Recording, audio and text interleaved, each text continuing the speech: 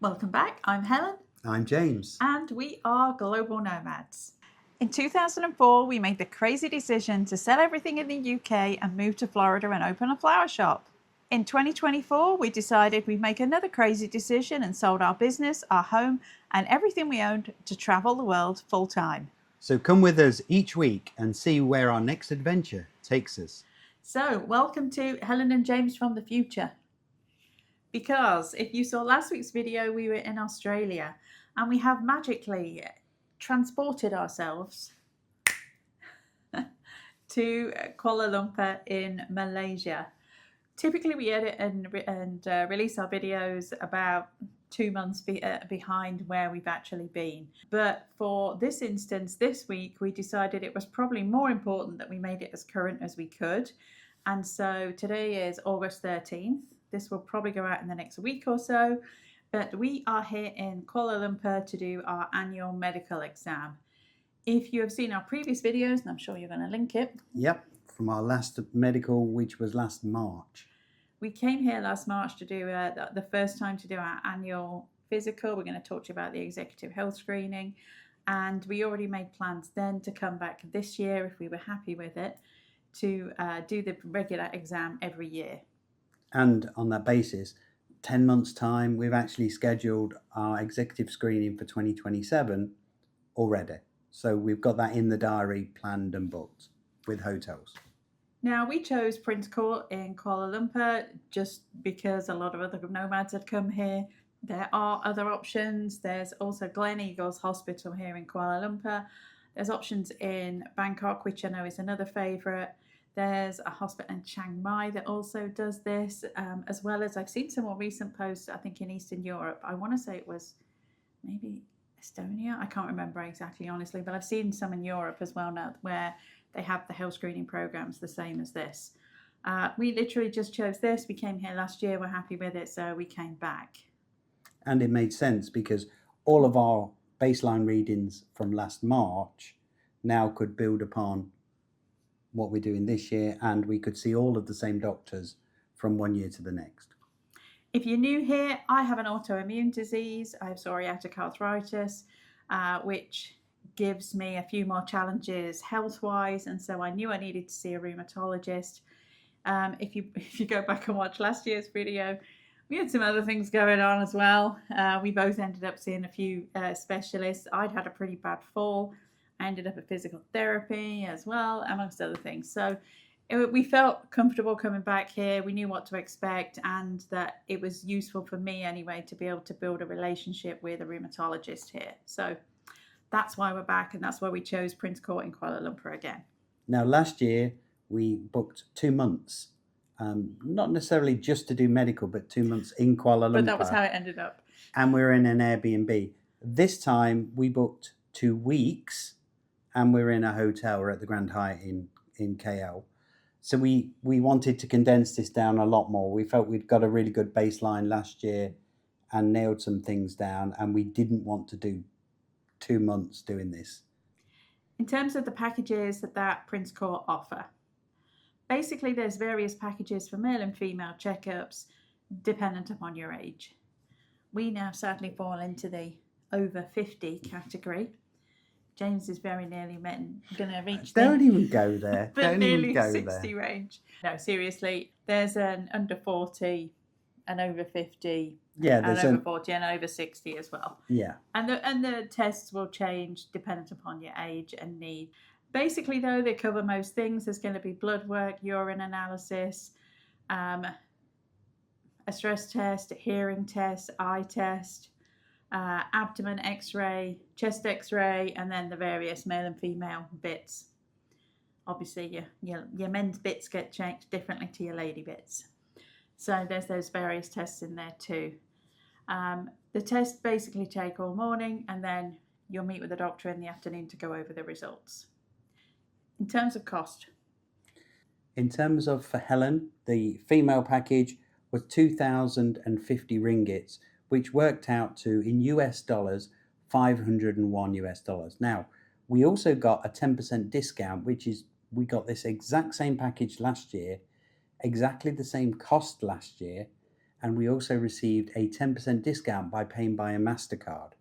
So that $501 became $450. So if you pay with a MasterCard, you get 10% off. If you've got one, it's worth doing. I mean, it works out to nearly $100 for both of us. My package, because mine's cheaper, it was 1,800 ringgits, which works out to $440, which again, take 10% off, $44, comes to about $396. That's the cost out the door, all of your appointments, all of your scans, all of your blood work, all of your results, 2 consults with a doctor, one before and one after, and you walk out with a full package of all of your actual results and scans. You do need to pre-book your appointment. You booked these about 2 weeks ago. 2 or 3 weeks ago, although I checked today, you could get appointments as soon as 2 days ahead. If you wanted to book in for the 15th, which is Saturday, there's still availability. So it's a fairly responsive service. But we wanted to be in, because you had to fast, we wanted to be in early, because obviously who wants to drag halfway through the day before you had some breakfast? So we got in at the 8:15 and the 8:45 appointment. Although we both went in at 8 o'clock pretty much as soon as the clinic opened, and we were pretty much seen at the same time. My appointment was 8:45, but it didn't really matter. We were going through the processes at the same time. We got up and took a Grab to Prince Court. It's only about 5-10 minutes. Yeah, if that. From the KLCC area, which is where we are at the Hyatt. And once you go in, there is an information desk. They will direct you on where to go. But basically, go into the main entrance, turn left, and on the ground floor, you will see the entrance to the executive health screening area. As I said, we arrived here at pretty much bang on 8 o'clock when it opened, and went to pre-register. So we didn't have to do as much registration information this year, because they had our information from last year. If you haven't already registered, then it's going to take a little bit longer, but don't think it's like going to a doctor in the US where it takes you half an hour to fill in 83 pages of information before you even see the doctor. It's not like that. And our experience of the US is every single year, you have to fill that same piece of paperwork in and answer those same questions. Yeah, so literally, I think we ticked about 3 boxes and signed our names. You will need ID, so if you are an overseas visitor like we are, then you will need your passport, and that is the information that we use to register against you. And that passport number now becomes like a patient number, because now there is an app for Prince Court, and to register for it, all you do is you put your passport number in, and it will bring up all of your past appointments, all of your future appointments, and it will also allow you to book future appointments as well. You don't even have to go through their chatbot on their website. So this is a new thing that's come out. Super, super easy. We're both registered on it now. And like you said, it does have all of our information from last year, all of our appointments. We knew that there were certain specialists we would want to see, so we have already made appointments. Like I need to see a rheumatologist. We already booked that at the same time as we did the health screening. So those appointments are also in the app already. Yes, all done. So we did the registration, super simple. I think there were, if it was your first visit, there was an extra 50 ringgit charge to do the registration, which is $15, something like that. $12.50. For us, it was only 10 ringgits because we had already registered last year. Basically then, it's pretty organised. They're going to take you from area to area for the various tests. The first lot of tests is done literally just behind the health screening registration area. So that's going to include a station for each thing. So here we did Vitals. Yeah, so BP and pulse and height measurement. Weight. Body fat analysis. The body composition. We also did blood work, Yep. which was a full panel blood work workup. And a urine analysis. Urine analysis. Hearing test. Hearing test. Basic eye test. Stress test. EKG. So these were the things that we did here. Then you were asked to sit in the lounge and wait, and then you had a very kind of rudimentary, basic introduction with what's essentially like a primary care doctor, GP, whatever you want to call them, like a generalist. For me, I saw a woman. She actually remembered me from last year. I'm not sure she remembered me. She had my notes and asked me about my ankle and things from last year. She had access to all my information from last year. She basically asked me if anything had changed, medications, anything that was particularly bothering me. And it was also at this point that I had the pap smear test and breast exam as well. So my doctor was different. It was a gentleman, and again located just behind this area. And basically he just went through my notes from last time and just wanted to know if there was any areas that we wanted to focus on or anything that he needed to consider, which really for me there wasn't. So that was a pretty easy in and out, filled the forms in and sent me on my way. In this area as well, there's a little refreshment area, although they do ask you not to eat anything until you've had your abdomen ultrasound. But you can drink water. They told us we could have black coffee. I didn't, just in case. Yeah, no dairy. No Okay, dairy. I just drank water, just in case. But then that was really the end of this section here. It took about an hour, I think, to do. Yeah, about all an of that hour bit. and 15 minutes, and then we were on to the next stage. And all this time, you're not doing the same thing. So Helen would go and do one thing, I'd go to another, then we would cross in a corridor, and then we would go a different way, and then you would be somewhere else. But we're always within vicinity. So the next area that they then sent us to was on the other side of the building, which was radiology. And here we both had a chest x-ray.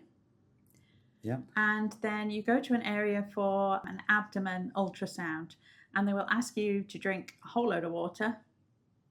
About 4 cups of water, and then they scan you with the whole gel on your abdomen and get you to turn over and do all of that.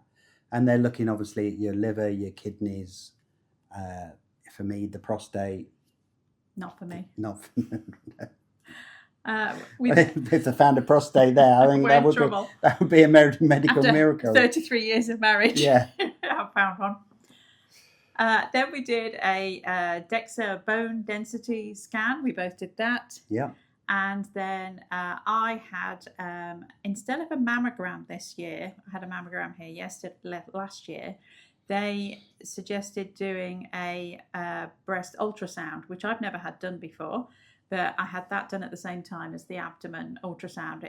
Lady doctor, they're pretty consistent here. Obviously, Malaysia is a predominantly Muslim country, so women tend to see women doctors, men tend to see male doctors, if that bothers you. However, when it comes to your specialists, which we'll come on to, you can choose what you want to see. You can look at the doctor's history and obviously their names and sex and photos before you choose whether you want to see male or female. So after that, I left covered in gel in every possible area, it felt like. And then we headed back to the next area. That one area was really busy, actually. Radiation was really busy. Yeah. So we were there probably about an hour and a half doing all of that. You're waiting in between, and it's not terrible. This area is always cold as well. I don't know if it's something to do with all the machinery or if there's a reason, but it was absolutely freezing cold there. Just bring a cardi. Bring a sweater, yeah. So then the last area we went to was ophthalmology. Which is up on the 3rd floor. Again, they'll direct you where to go. We knew from last year where to go. And this is a fairly rudimentary checkup, but basically they're checking the pressure in the back of your eye and cataracts and things like that. Yeah. So this is a different test to the morning. Which was read the letters. Yeah, which off was the board. Yeah, which letters, which row can you read? We did that first thing. This is more looking at the health of your eye. And that was a couple of tests that we did on both eyes, and then that was the end of the morning session then. Yeah. So after the eyes were done. Sorry, it was about 12:30 by the time we were finished. So that's about 4 hours. Mm-hmm. 4 hours, 4:15, and then you get to break, and at that point you can get lunch. Now, there are various places to eat here. This is a very nice hospital. This is not, I would go back to a UK NHS hospital, no. Or one in the Czech Republic where I had to visit. Believe me, it's nicer than that. And so it's a very comfortable hospital, and you could go and get something to eat. There's a coffee and tea leaf. There's a couple of restaurants. And as part of the package, if you download the app, then you receive a 20 ringgit voucher towards something to eat. So there's a couple of places you could use it. You can't use it everywhere. You can use it in the basement level at the Galleria, or right behind reception. There is like a pre-packaged sandwich, coffee, cookies, that kind drinks, of thing. Yeah. And that's 20 ringgit, so that's like $5. But that buys you a sandwich and yeah. And downstairs in the restaurant where you can get hot food, it would buy you a meal there. It doesn't sound like much, but it will. Okay, so we had lunch. It's about 1:30 and we are headed back to hopefully get our results now. So we went back in about 1:45. Yeah. And we saw the doctor just after 2. And again, this was the same doctor that we saw in the morning. By that time, they had all of our results. So when I say all of our results, they have a report, and this is our little Prince Court bag. So this is all of my results, and you can see there how many reports there are there. So to give you an idea, that is all of your blood work. That's your bone density. That's your body mass index. Body mass index. That's your scans to indicate your health of your bones. Results of ultrasound, your weight, your height, everything. Yep. Everything. And obviously they've highlighted any areas of which there are a concern. And also because we were here last year, they've got a baseline from last year they can compare it to. So the doctor will go through all of your results with you, give you a chance to ask any questions, tell you if you're a good girl or a good boy or a gold star. I got told I was a good girl because all of my stuff had gone down. It was all good. But they'll go through all of your information. You know, it's for blood work. It's basically like if you're in the US, a complete blood count. So cholesterol, A1C, hemoglobin, liver function, kidney function. You get the idea. It's all the usual stuff, and all of that is detailed in the report as well as the results of all the scans. So we were with the doctor. I think I was with the doctor about 15 minutes. Yeah, I was about the same. Used a highlight pen, highlighted any concerns, and then from there, if you have any referrals, either that they want to refer you to or anywhere that you want referring to, then he will provide a referral there and then. And now we'd already done that because we already knew which specialists that we wanted to see, unless there was any others they suggested to us, which there wasn't. So our appointments were already made. We're actually going the day after tomorrow. That's the other thing. You can typically see specialists on the weekend here. My rheumatologist I'm seeing on Saturday.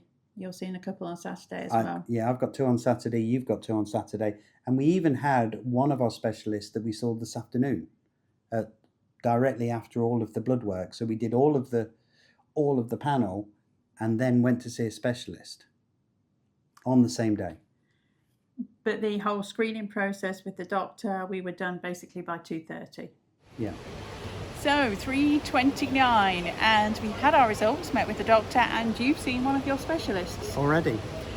And honestly, we're a bit tired now, and it's a bit loud here, so we're going to tell you all about the day when we get back to the hotel. So the process basically was very similar to last year, pretty satisfactory as far as I'm concerned.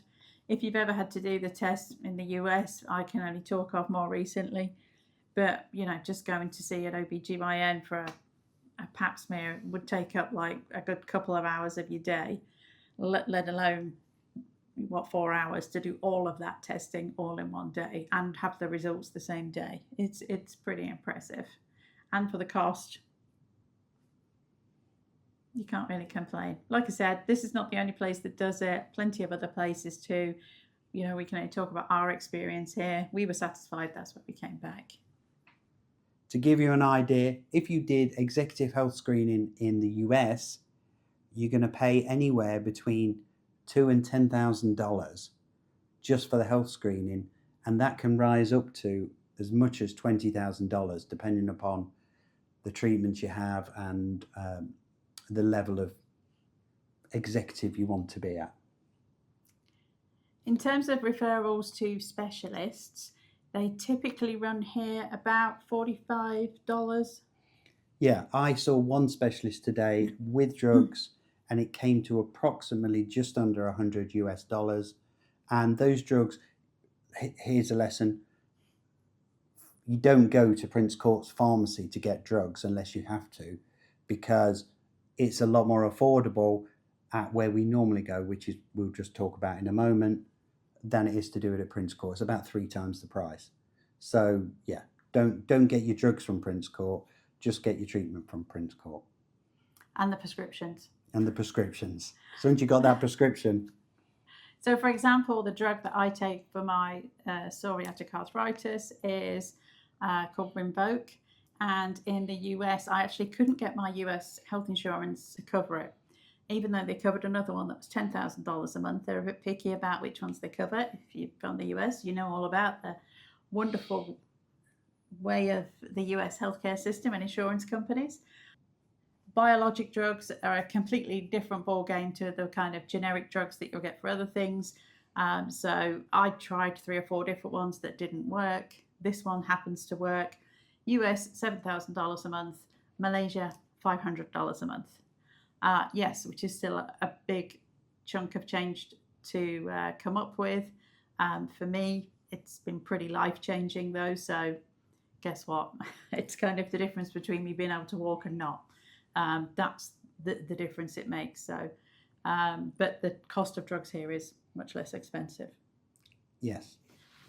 And you can get, obviously, if you've got health insurance in the US, which we both did have under the old Obamacare system we left in 2024. So I know there have been changes, but under the old system, we would pay a few $100s a month and then have to pay co-pays and things like that.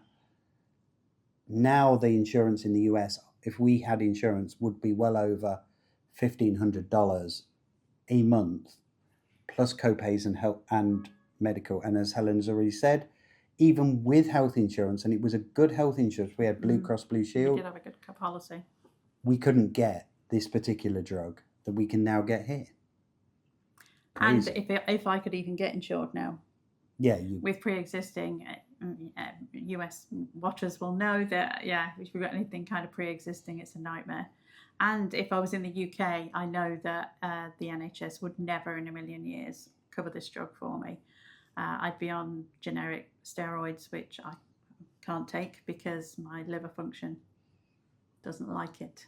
So I can't take steroids. But it's just a whole different ballgame being able to control things yourself as well, isn't it? Yeah, and when we say control it, if you want to do a referral, and this is the old PPO, HMO in the US, where your doctor has to do your GP has to do a referral. Here, because you're paying, you can just see as many doctors as you want to. You can choose the doctor you see. You can book the appointment that's convenient for you. You can normally see them. We did 9 different doctor's appointments in one day. And we booked that one day before. And I think that's one of the big differences. Where could you possibly do that where you just go to the 3rd floor, then go to the 2nd floor, then go to the 1st floor, back to the 3rd floor, go to radiology. And that's the other thing. If one of your doctors wants you to do some more blood work, or they want you to do radiology work, in the US, which is our best example, we would then run off to Quest Diagnostics, book an appointment there for, say, a week's time, go down there, do that, then go home, and then in a week's time, book an appointment back with the doctor, then go back there, and then review the results. So you're talking over a time period of maybe 2 or 3 weeks just to get a scan of, let's say you've got a problem with thumb. Use that as an example. Here, you go down to, if they say we're going to need to get a scan on an MRI a CT, an X-ray. They just send you downstairs. They give you a little ticket. You go down, get it done. Then once it's done, you go back to the office that sent you down there, and the results are on their computer. And they're not just on their computer, they're on every doctor's computer throughout the whole hospital. Which means that if you have an injury or an illness or a result that may affect another discipline, like a radiology might affect a urology, might affect a physiotherapy, they've all got the same information. You don't have to repeat it, and it's instantaneous. And just think about that. That's just nuts. That's absolutely nutso. And I think the other hospitals in the region do work the same. Like I said, Gleneagles I've read good things about, and I can never say it, Bumrungrad, I'm sure I've said that completely wrong, in Bangkok. There's other options out there. We've been happy with Prince Court though. And that's why we stayed with them. Yeah. So this is really for our UK viewers, but you'll get the idea as well in the US as well. We know people who've got illnesses and things like that, and they're stuck to the NHS. I'll have my treatment on the NHS. And obviously in the UK, the system has problems and it is free, and there are waiting times. This just gives you an idea. If you stayed in this same hotel that we're on here on Points, shocker, and we are in a very nice room, but just a basic room. We are overlooking the Twin Towers. This is a very nice hotel, a very good location. It's for 1 week, $1,600. If you stayed at a Hyatt house, which isn't that far away, I've stayed at a Alia Hyatt, and if you pay in cash again, for a week, $600. And if you stay in an Airbnb, which there are a ton of Airbnbs in this area, the one we stayed at last year is literally, I can see it from here. It was literally just across the road. It was a 2-bedroom, and it was about $70 a night. Really nice, had all amenities. The building had a pool on the rooftop and gym and all of that stuff. So it doesn't have to be expensive to come here at all. And eating out is super cheap here as well. And grabs are super cheap. Everything's super cheap. So if you just want to do this, you can do it from the US between $2,000 and $3,000 to come over here, do all of your medical screenings, get all your referrals done. Obviously, the referrals are going to cost you more money, depends upon the treatments. And then you can buy all of your drugs for a year, okay, and then fly back. And that's probably going to cost you less than a few appointments in the US. And in the UK, it's not so much about cost.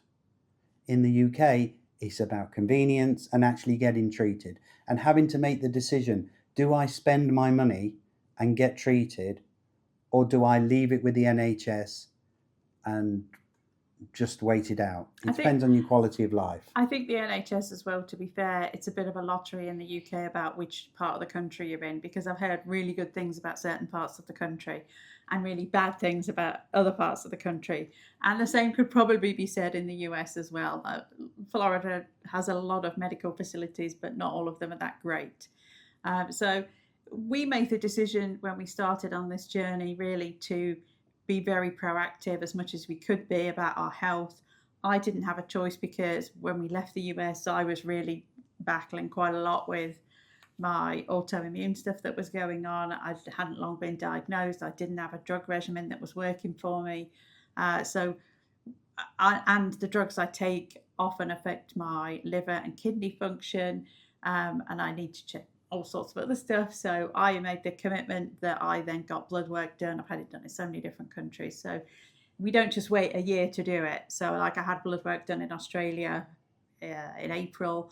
I've had blood work in Dubai a couple of times, Italy, Bangkok. Yeah. So like it's actually easily, readily available to be able to do blood work. And we make the commitment to get that done and then check the numbers. And if anything came up as a red flag, I know the things I'm looking for, then I'll go and see a doctor earlier than the year.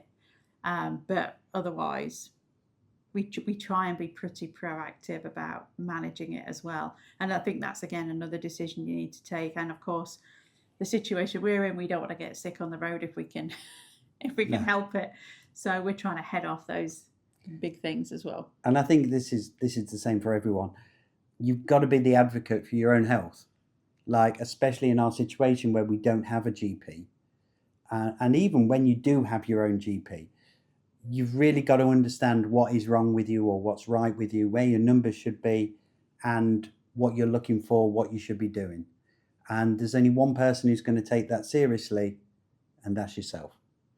I remember there was a whole campaign not so long ago in the US that was about know your numbers, and it's true. If you don't know anything else, know your blood pressure, know your A1C, know your cholesterol. They're the biggies that will affect your day-to-day life. For me, it's a few other things as well. And I'm sure you'll link the other video that I made about traveling with chronic illness as well, and how we've managed that so far. There's a few other things we do as well, but how we've managed that so far as well. So that's the end of the day here, but it's not our end of our treatments, because on Saturday, Helen will go and see some of her specialists. I will go see some of mine. We've actually already spoken to Caring Pharmacy by WhatsApp. We've ordered a year's worth of drugs. So we're going to go in, pick up 12 months worth of drugs, which is what we did last year.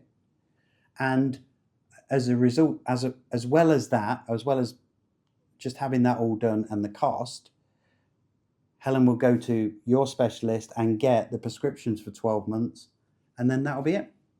Now, the nomads out there are going, but you can only enter countries with 30 days worth of drugs in a lot of countries. And that is true. Have I traveled to other countries with a lot more than that? Yes, I have. I do always have the prescriptions. I do always have the medications in their original packaging, which is a huge pain, because literally, even for 6 months of travel, that is literally half my personal item bag, because I take like 8 medications a day. It's great having chronic illness. So I have to travel with a lot of stuff. If I was questioned about it, yeah, I'm prepared to answer.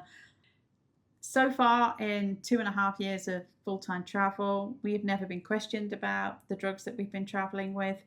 I don't carry any kind of hardcore pain meds or anything like that, or sleep medications or anything else that could be a bit questionable. Everything is regular stuff or anti-inflammatory.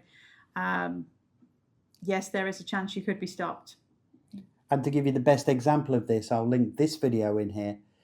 Last year, we needed a 12-month set of prescriptions, but they would expire. So we flew from Chiang Mai to Kuala Lumpur. That's just me, with a backpack, and that was it, wasn't it? A backpack. I just had a backpack with a change of clothes. I stayed for 1 night in Kuala Lumpur. I went to Caring Pharmacy, picked up 12 months worth of prescriptions, took them all out of the cardboard, kept them in their original packaging, but took all the cardboard out because it was just too much packaging. I had no room. And then boarded a flight a couple of hours later and flew from Kuala Lumpur back to Chiang Mai, thinking that I was going to be pulled up because I must be the most suspicious person in the world. And I had 12 months worth of drugs. I left the country for 20 hours and was back again, ready for the next leg of our trip. Now, we're not necessarily advocating that that's what you should do. We're only talking about our experiences. Like I said, the drug that I take for the autoimmune, I couldn't get in a lot of other countries. It literally isn't sold in only about 6 or 7 countries. And so it will really, really restrict where we travel to if I could only take a 30-day supply of it. Strictly speaking, in some countries, yes, that's the rules.